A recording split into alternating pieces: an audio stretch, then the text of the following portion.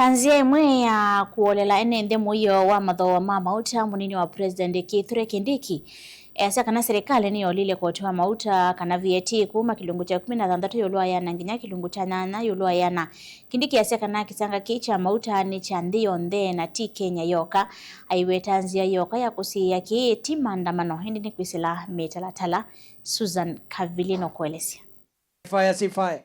Aine nanda mpukani ya maendeleo kisioni cha Mugocho kaunti ya Baringo munini wa Musumbe Kithure Kindiki nwawetaka na serikali niende kwika kila kitonyekana kutuma niadho wa mota kwisila miao. Serikali imechukua hatua tayari na itachukua hatua zingine katika siku ambazo zinakuja.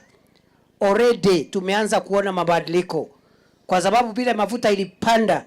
Kitu ya kwanza rais ameamrisha siku 2 zilizopita ni kuondolewa ama kuteremushwa kwa ile ushuru ambayo tulikuwa tunaokota ya kufanya maendeleo. Tukasema maendeleo isubiri kidogo, hiyo ushuru rais akasema iteremuke kutoka 16% ikuje 8%. Na bado watu wanasema hapa ngenge bado iko hatua zingine jikoni ya kuteremusha.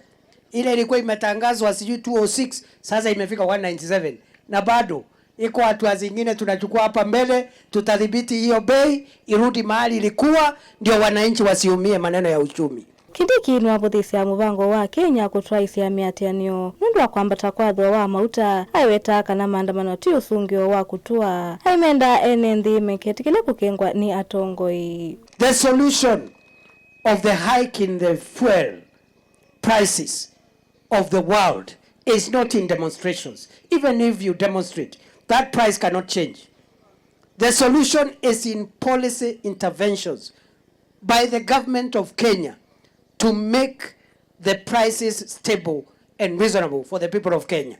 Badala watu wenye wako na kichwa mzuri, wenye wako na kichwa timamu, wakubaliana kwamba there's a global problem na Strait of Hormuz imefungwa, wanasema rais na fireman wameongeza bei ya mafuta.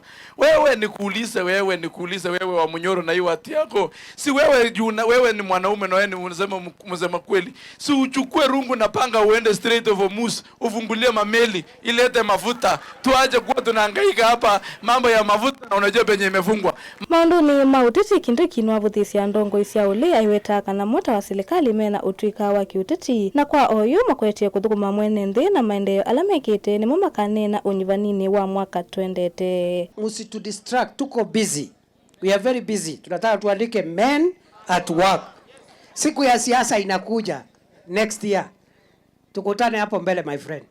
Kila mtu akuja na rekodi yake.